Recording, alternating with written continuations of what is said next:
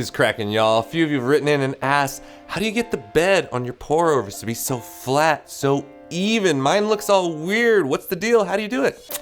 I'm gonna show you. Now, before we get into how to get a nice flat bed, we really wanna understand why it's important to have a nice flat bed. And it really comes down to having all the grounds contributing to the brewing process the entire time. This is an example of what we call high and dry. We've got coffee stuck to the wall of the brewer, and this is a problem because as the pour over drains and the water level drops, any grounds that are left above the level of the slurry are no longer contributing to the brewing process. I said slurry. Slurry is just this fancy term used to describe the coffee and water mixture while coffee's brewing. It's real fancy, make you sound smart. If you finish your pour over and see this high and dry, it's no good. If you finish your pour over and see that nice flat bed, that means all of the coffee was contributing to the extraction process the entire time, and that feels really good. So how do you get that nice flat bed? Well, here are 4 ways to do it. You can pick your favorite or mix and match depending on your mood. The first way is to pour in stages. Instead of filling the brewer up with all the water you're going to use and letting it drain,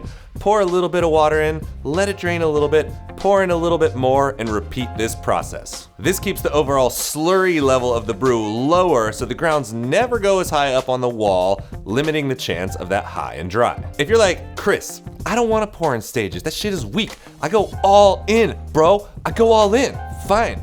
Here's what you can do. Number 2, stirring. Once you've added all the water to the brewer, take a spoon and stir around the top of the water line once or twice. This is gonna dislodge any coffee that's on the top there and create this mini little vortex that'll help bring the rest of the coffee down with the water as it drains. Now, if you're scared of silverware and don't wanna stir, you can move on to option number 3, the Rayo Spin, popularized by Scott Rayo. As the slurry level is going down, pick up the pour over and give it a little spin. Maybe add a little gyration if you're feeling sexy. Again, this will dislodge the coffee from the sides of the brewer and bring everything into the bottom so that it's contributing to extraction. Now with the stir or the spin, you wanna have control over them. You wanna get into a rhythm. You wanna use consistency.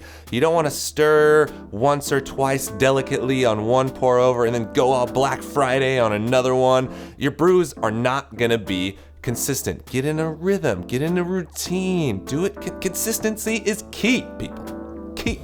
Option number 4 is like the red-headed stepchild of the flatbed world. People do it, but they don't really want to talk about it. People say it'll ruin your coffee and cause nuclear fallout. It's got a bad rep, but I do it all the time. Here it is.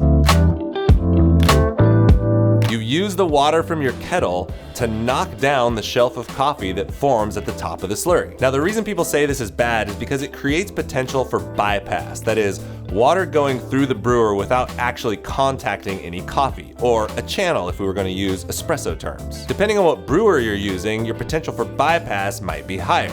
i.e., if you're brewing with a Kalita Wave, you're probably going to get more bypass with this move than if you do it with a V60 because of the shape of the filter. So while bypass is a possibility, if you limit yourself to 1 or 2 around the world and aren't steady pouring on the side of the brewer for seconds on end, and do it with a brewer that it makes sense in, like a V60 or a Chemex, anything cone-shaped without a scalloped filter, you're going to be fine, I promise. So that's it. There's 4 ways to get rid of that high and dry problem. Try them out. Mix and match. Let me know what you think. Which one do you like better? I want to hear about it in the comments below. Stay dialed, and I will catch you on the flip side. Peace. Oh yeah, if you're down and you get value out of what's going on here, the coffee brewing, the leadership, the business stuff, I'd love if you subscribed, tell a friend, spread the world. It